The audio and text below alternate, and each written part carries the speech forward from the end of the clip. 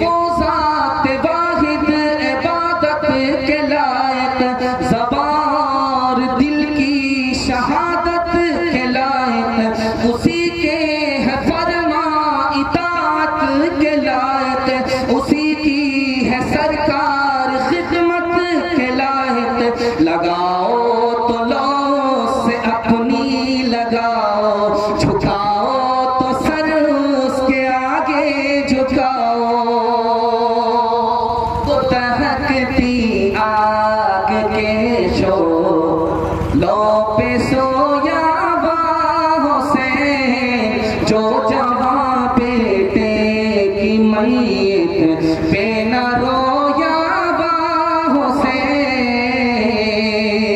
जिसने अपने खून से करबल को धोया बाहों से, जिसने अपने खून से करबल को धोया बाहों से, जिसने अपने खून से करबल को धोया बाहों से, जिसने अपने खून से करबल को धोया बाहों से, जिसने अपने खून से करबल को धोया बाहों से,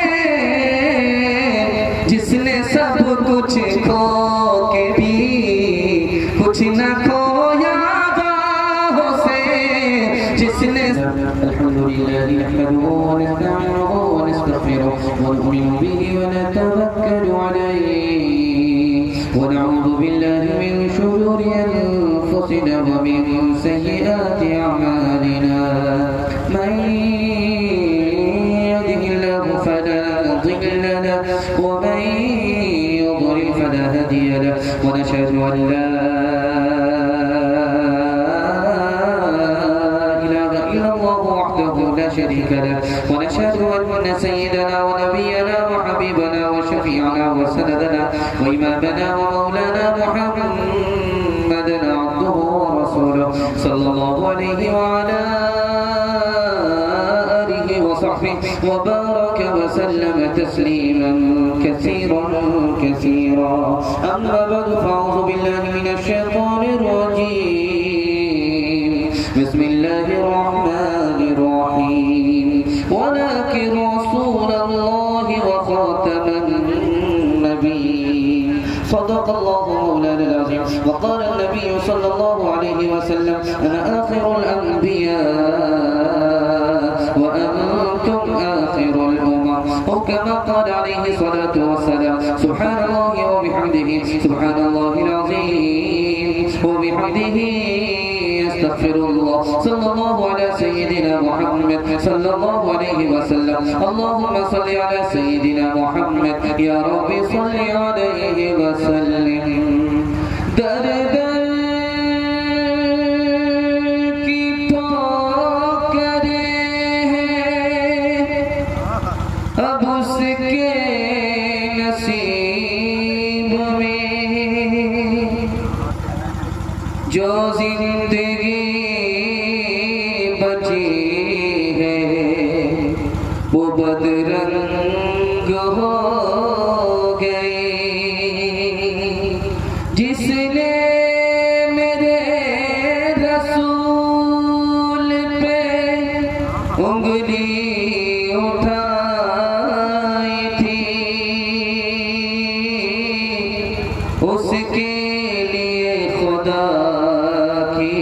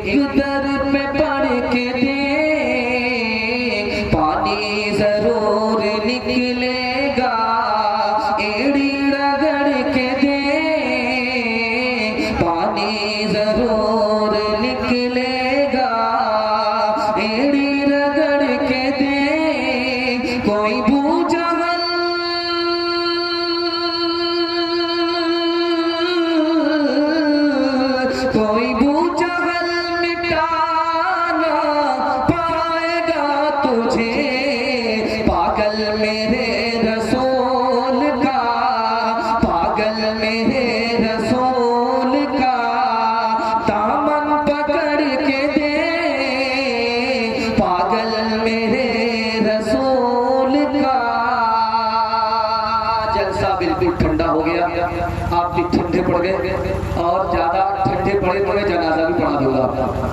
अगर बेदार है, जिंदा है और दुआ तक मेरा साथ देने का हौसला रखते हैं तो हाथ उठा करके वादा कीजिए, इंशाअल्लाह दुआ तक साथ देंगे। 3 सवाल है, बाईपास ले जा रहा हूँ। हमारे नबी ने मस्जिद की आजान जिंदगी में कभी नहीं दी, इसका राज क्या है? ये मेरा पहला सवाल है। दूसरा सवाल है, नबी आए मस्जिद में सहाबी को देखा सोता हुआ, दूसरे से कहा जगाओ, खुद नहीं जगाया, इसका राज क्या है? ये मेरा दूसरा सवाल है। तीसरा सवाल है, सामने सहाबी गुजर रहे हैं, रोक करके कहा कि ये मेरी बीवी है, मैं इसका शौहर हूँ, अब आगे जाओ जहाँ जाना था, इसका फलसफा क्या है? 3 सवाल है, मुख्तसर सा जवाब, जल्दी से पैगाम शुरू हो रहा है। अल्लाह आपके जलसे को कबूल फरमाए, हमारे सुनाने को, आपके सुनने को अल्लाह बेहद कबूल फरमाए। पूरी जिंदगी अल्लाह के रसूल ने मस्जिद की आजान नहीं दी है। अपने नवासे के कान में आजान जरूर दी है, लेकिन मस्जिद की आजान नहीं दी है। जानते हैं क्यों? एक लाइन में जवाब आ रहा है, अल्लाह आपके इल्म में इजाफा फरमाए, मेरे मुताला को ताज़ा फरमाए। नबी अगर आजान देते तो कहते हय्या अलस सलाह, नबी अगर आजान देते तो कहते हय्या अलल फलाह, और उम्मती नहीं आता तो गुनहगार हो जाता। हमारे नबी अपने उम्मती को गुनहगार नहीं बनाना चाहते थे, इसलिए दूसरे से आजान दिलवाई, खुद आजान नहीं दी। साहबी आगे सोए, नबी आए तो देखा कि मस्जिद में साहबी सो रहे। हजरत अली से कहा जगा दो। हजरत अली ने कहा, या रसूल अल्लाह, नेकी में तो आप सबकत करते हैं, आपने मुझे कहा जगाने के लिए, आपने खुद नहीं जगाया। जब सोता हुआ आदमी जागता है तो बड़बड़ाता है, अगर वो बड़बड़ाता नहीं जगाता तो मेरी शान में बेअदबी हो जाती, ईमान खतरे में पड़ जाता। इसलिए तुमसे कहा कि जगाओ, मैंने नहीं जगाया। अल्लाह के रसूल किसी औरत से बात कर रहे हैं, सामने से 2 सहाबी गुजर रहे हैं, दोनों को रोक करके कहा कि ये मेरी बीवी है जिससे मैं बात कर रहा हूँ, मैं इसका शौहर हूँ, ये मेरी बीवी है, अब जाओ जहाँ जाना था। वो सहाबी कहने लगे, या रसूल अल्लाह, हमारा गुमान आपके बारे में गलत हो सकता है, तो तुम आगे चलते, शैतान तुम्हारे दिल में बात डालता, तुम बदगुमान होते, तुम्हारा ईमान खतरे में पड़ जाता। हाथ उठा करके वादा कीजिए कि आज नबी से मोहब्बत का दावा होगा, कल क़यामत में सुन्नत में खड़े होंगे। हाथ उठाइए इंशाअल्लाह। आप कहाँ हैं? कब्रिस्तान ही में है, गुलसितान में नहीं है, पिंडाल के नीचे नहीं है। आपके दिमाग को मैं टटोल करके महसूस कर चुका हूँ कि आप दिलो दिमाग से मुकम्मल तैयार नहीं है। एक बात, अपनी मौजूदगी का सबूत दीजिए कि नबी की सुन्नत को जिंदा करेंगे, नबी की इताअत करेंगे, नबी से मोहब्बत करेंगे। हाथ उठाइए इंशाअल्लाह। शादी के बाद दाढ़ी रखेंगे, हाथ उठाइए इंशाअल्लाह। बहकाने वाले आपके, बहकाने वाले आपके सब यार हो गए, समझाने वाले मुफ्त गुनहगार हो गए।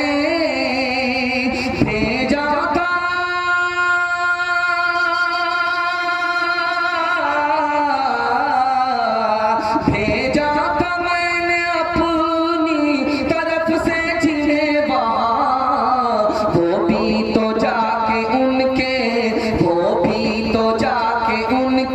तरफदार हो गए, वो भी तो जाके उनके तरफदार हो गए। सीरत से जलसे का आगाज हो रहा है। एक छोटा सा मुख्तसर सा पैगाम आपको 3 मिनट का देने के लिए जा रहा हूँ। बहुत बेदारी नहीं है, लेकिन अल्लाह का शुक्र है जितने भी बेदार हैं, ये जलसे को कामयाब कराने के लिए काफी। दिल से दुआ करता हूँ अल्लाह आपकी हर मुश्किल को आसान फरमाए। ध्यान से सुनिएगा, जिस साल हमारे नबी पैदा हुए, पूरे अरब के अंदर 44 लाख मुरब्बा मील जमीन पर एक भी बेटी पैदा नहीं हुई, बेटा ही पैदा हुआ। ये राज क्या है? बेटा हर साल पैदा होता है, बेटी हर साल पैदा होती है, और अरब में नबी की आमद हो रही है, नबी की पैदाइश हो रही है, एक भी बेटी पैदा नहीं हुई। लिखा ये गया, उस जमाने में बेटी को जिंदा दफन कर दिया जाता था। नबी की आमद हो रही है, अल्लाह को ये गवारा नहीं हुआ कि नबी की आमद हो, बेटी जिंदा दरदोर हो, इसलिए सारी औरत को अल्लाह ने बेटा ही दिया, बेटी नहीं दी। दूसरी बात याद रखिए, अब्दुल मुत्तलिब दादा है, नबी पोता लेकर के आए, आंख बिल्कुल सुर्ख हो रही है। हमारे यहाँ भी देखेंगे छोटे छोटे बच्चे की आंख बिल्कुल सुर्ख हो जाती है, तो लोग कहते हैं कि बेड़ी का पत्ता लगा दो और उसको छुपा दो, बीमारी खत्म हो जाए। छुपाने की जरूरत नहीं है, बेड़ी का पत्ता लगा देने से आंसू चश जो आंख दुखने वाली जो बीमारी है वो खत्म हो जाती है। नबी की आंख आ गई, दादा लेकर के आए राहिब के पास, तो कहा क्यों लेकर के आए हो इस बच्चे को? कहा कि आंख आ गई है, इलाज के लिए तुम्हारे पास आया हूं। अरे इस बच्चे के इलाज के लिए तुम मेरे पास आए हो? इसकी बीमारी का इलाज अल्लाह ने इसके मुंह में पैदा कर दिया है, लुआब लगाओ बीमारी दूर हो जाएगी। अबू बकर को सांप ने काटा, लुआब लगाया, जहर खत्म हो गया। अली की आंख दुख रही थी, लुआब लग गया, आंख ठीक हो गई। तीसरे नमूने को बहुत ध्यान से सुनिए। अगर अबू बकर आए, बताए बगैर जाने लगे, उल्टे पांव जाने लगे। लोगों ने पूछा कि कहाँ आए? तब भूख ने परेशान किया, घर में खाने को कुछ नहीं था, बाहर निकल गया। नबी का चेहरा जैसे ही देखा भूख मिट गई, इसलिए वापस आ। ये अगस्त का महीना आने वाला है, 2-4 दिन सिर्फ बाकी। अगस्त का महीना है, मुल्क आजाद हुआ। शेखुल हिंद मौलाना महमूद हसन देवबंदी रहमतुल्लाह अलैह माल्टा की जेल में। अंग्रेजों का प्लान हुआ इस बुड्ढे को कैसे मारा जाए। अगर हम इसे मारेंगे पूरा हिंदुस्तान हमारा बागी हो जाएगा, तो क्या किया जाए? ऐसा रास्ता इख्तियार किया जाए सांप भी मर जाए, लाठी भी न टूटे। तो सोचा कि सांप लाओ, नाग सांप लाओ और छोड़ दो। नाग सांप शेखुल हिंद के पास जाएगा, वो डस लेगा, ये मर जाएंगे, हमारे सर इल्जाम नहीं होगा, बला टल जाएगा। अब देखिए सांप आया, सर उठाया, शेखुल हिंद तहज्जुद में बैठे हैं, अचानक देखा कि सांप आया, इरादा महसूस मालूम हो गया कि जेलर ने भेजा है, मेरे मारने का प्लान है। जोर से कहा ला इलाहा इल्लल्लाह मुहम्मदुर रसूलुल्लाह। सांप बैठ गया और जहां से भेजा गया वहां पहुंचा और जेलर को काट लिया, जेलर मर गया। एक ही साल पर इस पैगाम को, सीरत के पैगाम को खत्म करने के लिए जा रहा हूं। आपका कोई काम अगर रुक रहा है, काम बन नहीं रहा है, तो बनाने का आसान तरीका एक ही है कि जरूर कसरत से पढ़िए। आपका रुका हुआ काम बन जाएगा, बिगड़ा हुआ काम आपका बन जाएगा, कोई काम आपका रुकेगा। इतर की दुकान थी, लोग खरीद रहे थे, हिंदुस्तान के हाजी हैं, हिंदुस्तान आना, इतर लेकर के आना, लोगों को तबर्रुक बांटना है। तो देखा एक औरत धड़ाधड़ दरूद शरीफ पढ़ रही है, अल्लाहुम्मा सल्ली अला मुहम्मद, अल्लाहुम्मा सल्ली अला मुहम्मद, अल्लाहुम्मा सल्ली अला मुहम्मद बेदावे। साजी साहब ने दुकानदार से पूछा कि ये औरत इतना ज्यादा दरूद शरीफ कसरत से क्यों पढ़ रही है? कल आई थी इतर खरीदने के लिए, इतर का नाम भूल गई है, इसलिए बार बार दरूद पढ़ रही है कि इतर का नाम याद आ जाए। नबी का नाम याद होगा, दरूद भूल जाएंगे, हाथ उठाइए इंशाअल्लाह। ये देखिए रसूले मुज्तबा कहिए, मोहम्मद मुस्तफा कहिए, खुदा के बाद बस वो है, अब उनके बाद क्या कहिए। शरीयत का है ये असरार के खत्मुल अंबिया कहिए, मोहब्बत का तकाज़ा है कि महबूबे खुदा कहिए। जब उनका जिक्र हो दुनिया सरापा गोश हो जाए, जब उनका नाम आए मरहबा सल्ले अला कहिए। दूसरा पैगाम खुदा की मेहरबानी के हवाले से आप सुन रहे हैं, थक गए हैं तो हाथ उठा दीजिए। खैर 4-5 आदमी हमारी तरह हाथ उठा था, हम तो हाथ पागल है। 12 बज जाने के बाद मेरी बारी आई। आप कौन से पागल है, फैसला आपके हाथ। ध्यान से सुनिएगा, दूसरा पैगाम आपकी खिदमत में आ रहा है। अल्लाह के रसूल ने कहा, मेरे चचा अबू तालिब मेरी तरह आप नमाज पढ़िए, तो अबू तालिब ने कहा वही नमाज कि जब आदमी सजदे में जाता है तो सुरीन ऊपर आ जाती है, सर नीचे चला जाता है। नमाज की तौहीद की अल्लाह ने इस्लाम की दौलत से लागू कर दिया। मिस्र का मुस्लिम था, 25 साल लगा दिया। मरने का वक्त आया तो लोगों ने सोचा कि कुरान हाथ में पकड़ा देते। कुरान लोगों ने हाथ में पकड़ाना चाहा तो कुरान को लिया, उठा करके फेंक दिया। मैं इस कुरान को पसंद नहीं करता। उलमा ने तहकीक किया कि 25 साल जिस मिस्र की जामे मस्जिद में इस जवान ने अजान दी, मरने का वक्त आया, ये कुरान को पसंद नहीं करता। बात क्या है तो पता चला कि रात में ज़िना करता था, बगैर वुज़ू के अजान देता था। इसकी नहुसत ने मरने से पहले कलिमा और ईमान से महरूम कर दिया। ईरान में एक आलिम था, वो कहता था कि इस्लाम से अच्छा मजहब ईसाई है। बीवी से मिलो, गुस्ल करने की जरूरत नहीं है। इत्तेफाक से जब उसका इंतकाल हुआ, ईरान में दफन हुआ, उसकी लाश कहाँ निकली? इंग्लैंड में निकली। और एक लड़की इंग्लैंड में इंतकाल करती है, वो कहती थी कि ईसाई मजहब से इस्लाम अच्छा है। जब मियाँ बीवी मिलते हैं, सोहबत करते हैं तो उसके बाद गुस्ल रखा है। वो वहां दफन होती है, उसकी लाश ईरान में निकलती है। छोटी सी छोटी बात का अगर आपने मजाक बना दिया, अल्लाह दौलत ईमान से आपको महरूम कर देंगे। अल्लाह की मेहरबानी को 1 मिनट में देखिए। पहले लोगों को माले गनीमत मिलता था। माले गनीमत का मतलब क्या है? खुदा का हिस्सा कितना है और माले गनीमत में लोगों का कितना हिस्सा। देखिए अल्लाह का इंसाफ, 4 हिस्से तुम्हारे, 1 हिस्सा होगा। अभी देखिए कि लोगों ने धान की खेती की है, बारिश हो रही है, तो जब ये पैदावार होगी तो अल्लाह का कितना हिस्सा निकलेगा? हमारे 9 हिस्से, अल्लाह का सिर्फ 1 हिस्सा।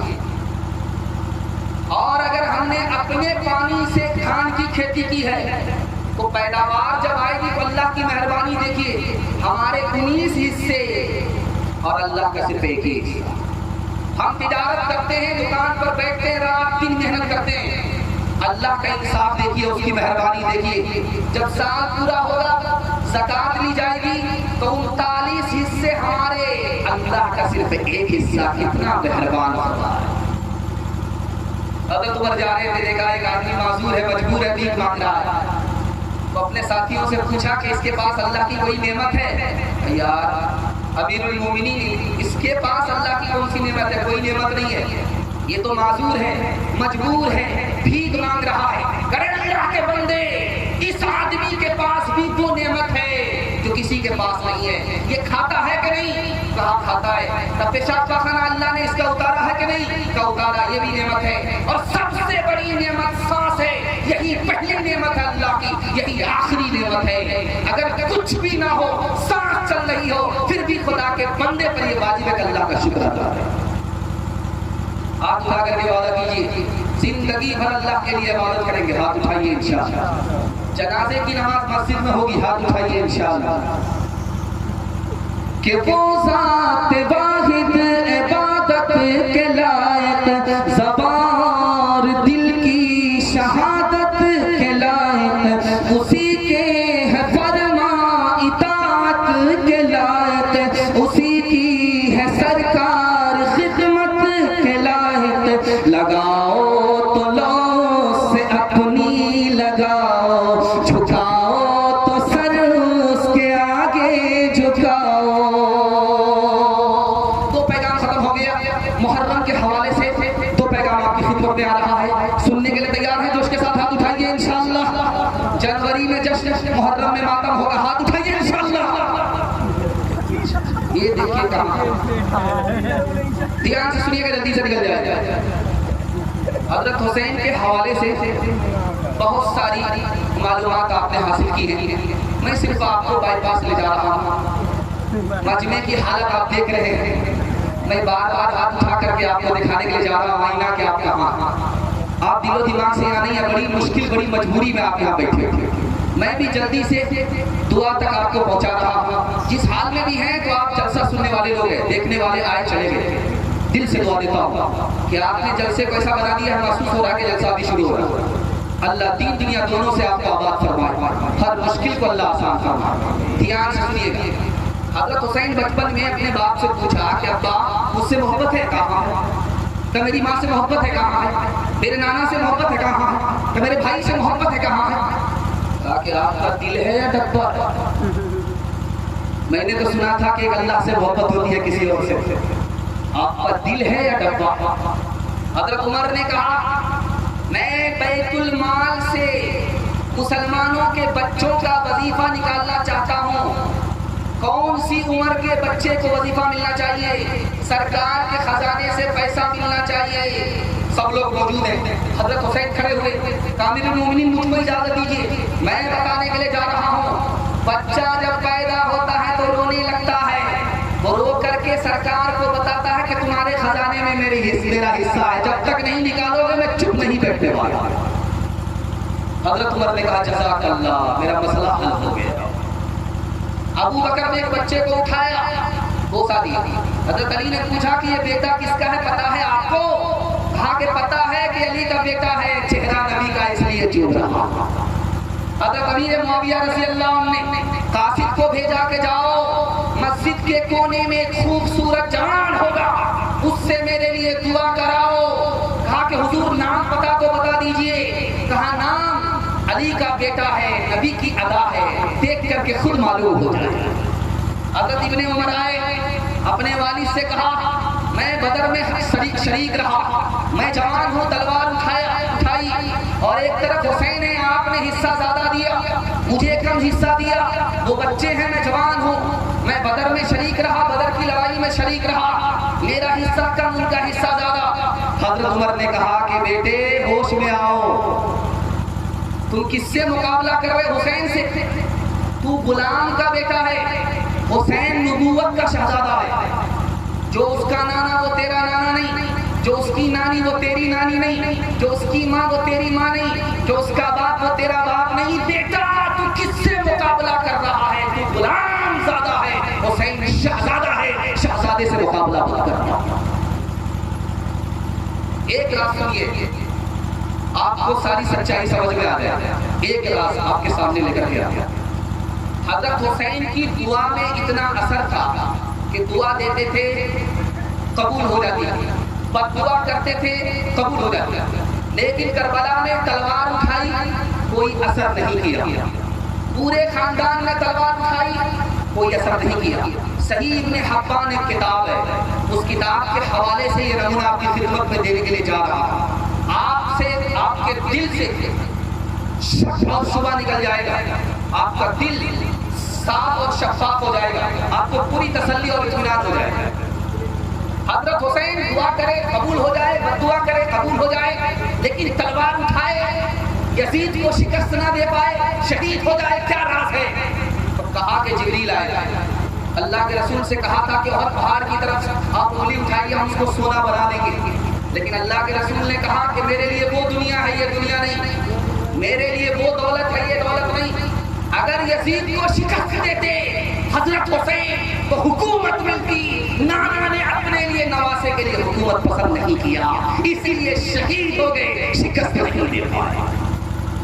हाथ उठा करके वादा कीजिए, हज़रत हुसैन को याद करेंगे एक दिन के लिए, जिंदगी भर के लिए भूल जाएंगे। हाथ उठाइए इंशाअल्लाह। खैर माशाअल्लाह, यहाँ डिस्ब्रेक मार, यहाँ मुकम्मल बेदार हो चुके हैं। जो तहकती आग के शोलो पे सोया हुसैन, जो जवां बेटे की मैयत पे न रोया हुसैन, जिसने अपने खून से करबल को धोया हुसैन, जिसने अपने खून से करबल को धोया हुसैन, जिसने अपने खून से करबल को धोया हुसैन, जिसने अपने खून से करबल को धोया हुसैन, जिसने अपने खून से करबल को धोया हुसैन, जिसने सब कुछ खो के भी कुछ न खोया हुसैन, कुछ न खोया हुसैन। ध्यान से सुनिएगा, बड़ी जल्दी से निकल जाएगा। हिंदुस्तान में ये मातम, ताजिया, जुलूस, निशान, ये इमाम बाड़ा कैसे आया? आपको सुनकर कह रहे होगी 352 हिजरी में मुइज़ुद्दौला नाम का बादशाह ऐलान कराता है, दुकान बंद रहेगी, सर पर काली पट्टी बांध करके जुलूस में निकलना होगा। यहाँ से हिजरत के 351 साल के बाद ये सिलसिला शुरू हुआ। और हिंदुस्तान में कहां से शुरू हुआ? 880 हिजरी में तैमूर बादशाह ने ईरान को खत लिखा कि हमको कब्र चाहिए। कहा किसकी कब्र चाहिए? कहा हजरत हुसैन की जो कब्र करबला में, उसकी नकल हमको चाहिए। कहा क्या करोगे? कहा हमको बार बार जाना पड़ता है, काम काज छोड़ करके जाना पड़ता है, हुकूमत का नागा होता है, नुकसान होता है, हम चाहते हैं नकल बना लें और पूरे हिंदुस्तान को ऐलान करके बता दें कि अब तुम्हें करबला जाने की जरूरत नहीं है, ईरान जाने की जरूरत नहीं है, इसी कब्र की ज़ियारत करो। इमाम बाड़ा बन गया और उस दिन जुलूस निकालो, जुलूस का दिन बन गया और काली पट्टी बांधो, मातम का दिन बन गया। इसी तरह से 880 हिजरी के बाद हिंदुस्तान में ये सिलसिला शुरू हुआ। लखनऊ में जुलूस निकल रहा, अरब के मेहमान आए हुए थे, अली मियां नकवी रहमतुल्लाह अलैह की खिदमत में आए। अरब के मेहमान थे, हजरत हुसैन के खानदान के लोग थे। तो देखा कि अचानक धमाका हुआ, ढोल की आवाज, लाठी की आवाज, धमाका हुआ। वो घबरा गए कि क्या हुआ। कहा कि हुजूर आपको पता नहीं, ये हजरत हुसैन का जुलूस निकल रहा, हजरत हुसैन के लिए मातम किया जा रहा, हजरत हुसैन का अखाड़ा है। तो वो हाथ मलते हुए कहने लगे इन्ना लिल्लाह। इन बेवकूफों को 1400 साल के बाद आज खबर हुई है। ये मामला इतना पुराना हो चुका है, इन बेवकूफों को आज खबर हुई। एक हिसाब से पैगाम खत्म कर रहा, आंख से पस्ती हटा रहा। कूफा का आदमी चल करके मक्का आया, एक मसला मालूम करने के लिए। जानते कितना खतरनाक मसला है? नमाज में खड़ा था, मच्छर मेरे खून को चूस रहा था, मैं एक नंबर का मक्खी चूस था, मुझे देखा नहीं गया। मैंने झट से तमाचा उसके पेट पर मारा, उसका पेट फट गया, गिर गया, गिर गया, वो फट गया। अब वो खून मेरे बदन को लगा, कपड़े को लगा, कपड़ा नापाक हुआ या पाक हुआ, नापाकी के हालत में नमाज हुई कि नहीं हुई, ये मसला पूछने के लिए कूफा से चला है, मक्का आ रहा है। इब्ने उमर की खिदमत में आया तो कहा कि लोगों, इन मक्कारों को देखो, नवासे रसूल को मदीने से बुलाया, कूफा बुलाया, यजीदी सब में खड़ा हो गया और सरदम से जुदा कर दिया। उस वक्त मसला मालूम नहीं किया था ये खून हलाल है या हराम है, अब मच्छर का मसला मालूम करवा देखो इन मक्कारों को देखो। मुझे कूफा वालों मुसाफिर न समझो, मैं आया नहीं हूँ, बुलाया गया हो, एक मेहमान बना के सताया गया हो, मैं रोया नहीं हूँ, रुलाया गया हो। खुदा जाने कैसी है ये मेजबानी, 72 पियासों का है बंद पानी, 72 पियासों का है बंद पानी, मुक़द्दर में है जाम कौसर का पीना, मैं प्यासा नहीं हूँ, पिलाया गया हो। जो झुकता था सल्वा निगाहे खुदा में, वही सर कलम हो गया करबला में,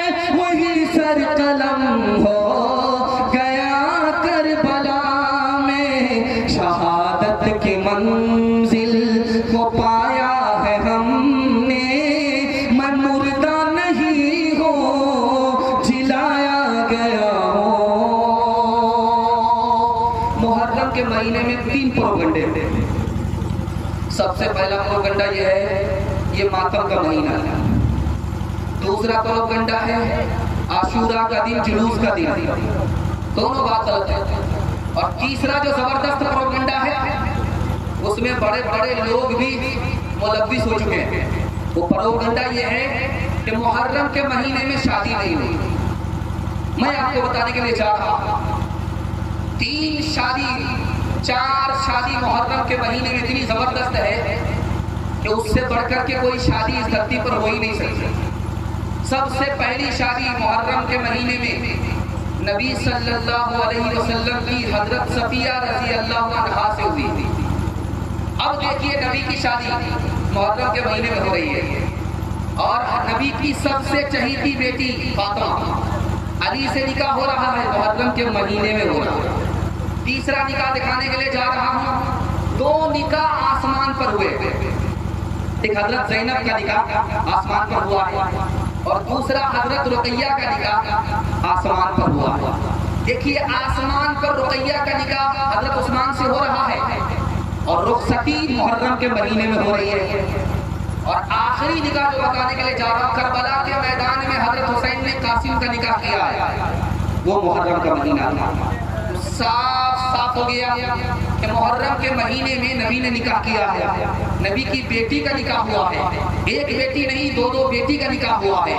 और खुद हजरत हुसैन ने सैयदना कासिम का निकाह करबला के मैदान में मुहर्रम के महीने में किया। और वैसे भी एक चीज आप याद रखिए, अगर किसी दिन भी किसी का निकाह हो जाए तो बहुत अच्छी बात है, इसमें कोई खराबी नहीं है। इसलिए जंतरी देखने की कोई जरूरत नहीं है कि दिन कैसा होना चाहिए, महीना कैसा होना चाहिए।